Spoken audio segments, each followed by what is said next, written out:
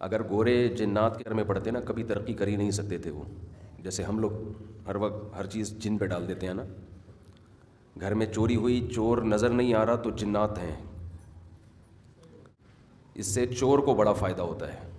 چور کہتا ہے میری موجیں ہو گئیں, ان کو چونکہ پتہ ہی نہیں چل رہا چوری کس نے کی ہے, تو بلی کس پہ ڈال دو, جنات پہ ڈال دو. ایک صاحب کے گھر میں چوری ہو رہی تھی, تو کہنا یار پتہ نہیں کون چوری کرتا ہے, لاکر بھی ہے, لاکر سے نکل جاتے ہیں. تو میں نے کہا آپ کے گھر کا ہی چور ہے, سیدھی سی بات ہے. کہنے لگے یار گھر میں تو میرے بیٹا بھی نیک ہے, فلاں بھی نیک ہے, فلاں بھی نیک ہے. میں نے کہا انہیں نیک میں سے ایک چور ہے, بس یہ ذہن میں رکھو. کہہ رہے نہیں میں نے معلومات کروائی ہیں, کسی نے کچھ کیا ہوا ہے, کوئی چور, کوئی جن ون کا چکر ہے. میں نے کہا خفیہ کیمرہ لگاؤ بتائے بغیر. تو پکڑا گیا, پھر انہیں کے گھر کا بندہ تھا. تو بعض دفعہ انسان جس پہ اعتماد کرتا ہے وہ خود چور ہوتا ہے. میرے ساتھ بھی ایسا ہو چکا ہے. میرے گھر میں چوریاں شروع ہو گئیں, میں پریشان یار. اور میں جن ون کے چکر میں نہیں گیا کہ جن نے کیا ہے, لیکن گھر میں اب مجھے اپنے گھر والوں پر اتنا تو اطمینان ہے کہ الحمدللہ چور نہیں ہے. لیکن انسان کو وسوسے پیدا ہونا شروع ہو جاتے ہیں کہ یار یہ ہو کیا رہا ہے. تو رمضان میں تراویح میں جب یہاں پڑھاتا تو گھر والے بھی گھر پہ نہیں تھے. تو مجھے یہ تھا کہ میں تراویح یہاں پڑھاؤں گا, اس دوران چوری کا خطرہ زیادہ ہے. کیونکہ جب میں تراویح میں ہوتا ہوں تو چور کو پتہ ہے 20 رکعت سے پہلے اور بیان سے پہلے یہ تو گھر پہ نہیں, اور گھر میں گھر والے بھی نہیں ہیں. تو میں کسی بندے کو بٹھا کے جاتا, پرانی بات ہے 12 سال 11 سال پرانی بات, کسی بندے کو میں لڑکے کو نا ایسے ہی بٹھا کے چلا جاتا کہ جیسے ہی چور آئے نا دبوچ لینا. اس وقت یہ کیمروں کا زیادہ رواج نہیں تھا, کیمرے لگانے کا. اس بندے کو بٹھا کے جاتا کسی جاننے والے کو کہ بیٹا جیسے ہی چپکے سے تو بیٹھ جا, مجھے پتہ ہے تراویح کے دوران حملہ ہوگا.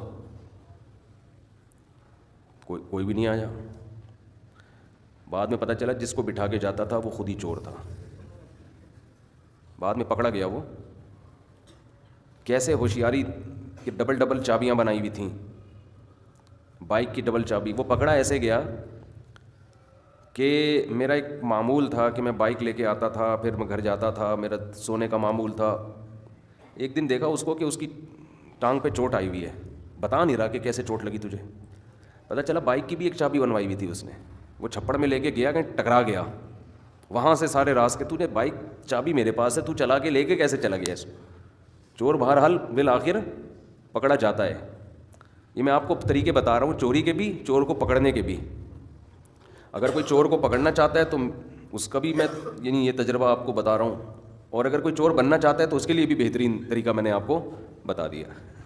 ٹھیک ہے نا, کہ چابیاں بنوا لو اور پتہ ہی نہیں چلے گا کسی کو.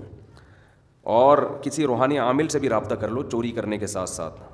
اس روحانی عامل کو بتا دو, محلے کے کوئی ٹوپی ڈرامے کو, کہ جب آپ کے پاس آئیں تو آپ بتا دینا کہ جی جنات ہیں تمہارے گھر میں. بلکہ روحانی عامل کو خریدنے کی ضرورت ہی نہیں ہے, وہ ویسے ہی یہی بتائے گا کہ تمہارے گھر میں جنات. یہ بیان شروع ہو گیا ہے, بس اسی طرح ہی ہوتا ہے بیان.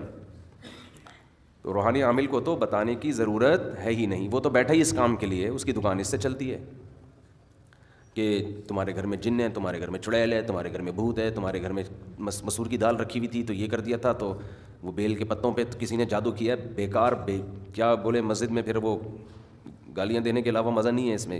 اتنی تمیز سے نہیں دل چاہتا ان لوگوں کے ساتھ میں بات کروں. تو خیر, تو مسلمان کے نا کام اللاجیکل ہو رہے ہیں, اللاجیکل. یہ جنات بینکوں سے پیسے کیوں نہیں نکال لیتے, لاکر سے؟